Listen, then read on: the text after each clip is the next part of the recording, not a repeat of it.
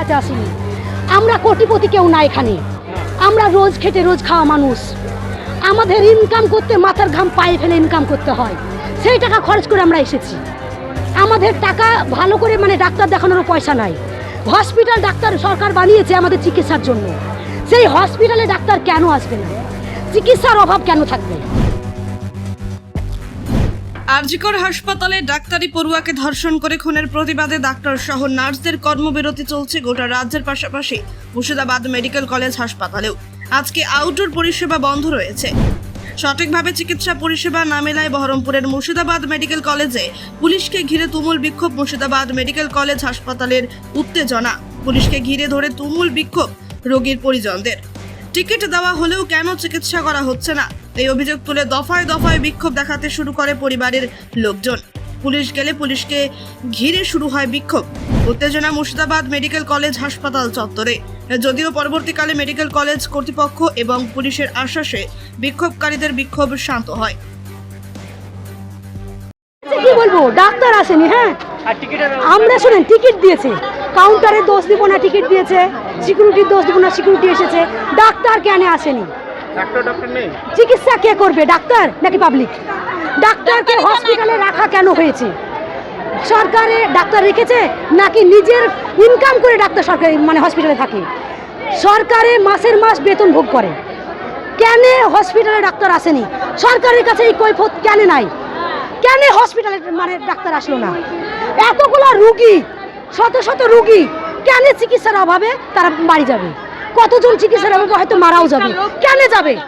কি কারণে ডাক্তার আসবে না? হয় ডাক্তারকে আসতে হবে, আর না হয় ডাক্তারকে বরখাস্ত করতে হবে।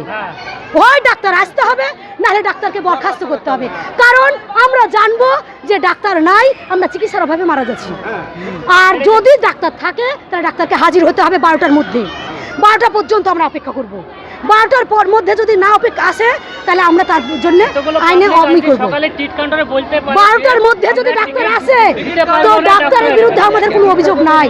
আর 12টা যদি পার হয়ে যায় তারপরে ডাক্তারের জন্য আমরা কেস করব, ডাক্তারের বিরুদ্ধে আমরা কেস করব। আপনারা ডাক্তারের বিরুদ্ধে কেস করবেন? পয়সা কামানোর জন্য বলছি স্যার, আমাদের কোনো ডেট পাওয়া যাচ্ছে না, তাহলে আমাদের সমস্যাটা কোথায় কেটে হবে? এতগুলো হাজার হাজার মানুষ, আমাদের তো এখান থেকে লড়বো না। এই কোনো পাবলিক যাবে না, কোনো পাবলিক আমাদের ডেট দিতে হবে, পাকা ডেট দিতে হবে, আমাদের পাকা ডেট দিতে হবে। সব হতে চাচ্ছিল, সব চাচ্ছিল আমরা ঘুরে যাবো, কিন্তু ডেট দেবে, আবার এই দিনে আসবো, আবার এই মাথায় এতগুলো হাজার হাজার মানুষ মাথা ভালো লাগে।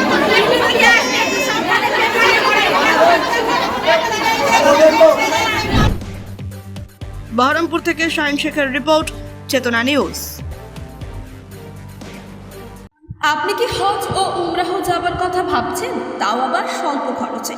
তাহলে আজই আসুন ইকোপাস রানী নবাব টিকিট এন্টারপ্রাইজে বা আর এন্টারপ্রাইজে। খুব স্বল্প খরচে উমরাহ হজ যাওয়ার জন্য আজই যোগাযোগ করুন ইকোপাস রানী নবাব টিকিট এন্টারপ্রাইজে প্রাইভেট লিমিটেড। আমাদের ঠিকানা কান্দি, মুর্শিদাবাদ। মোবাইল নম্বর 9126417410 অথবা 7908682681 এই নম্বরে। চেতনা Shiksha Niketan private tuition centre. ভর্তি চলছে, ভর্তি চলছে, ভর্তি চলছে। চেতনা শিক্ষা নিকেতনে ভর্তি চলছে। চেতনা শিক্ষা নিকেতন একটি আদর্শ শিক্ষা প্রতিষ্ঠান। আমাদের লক্ষ্য গণ নয়, গুণ চাই।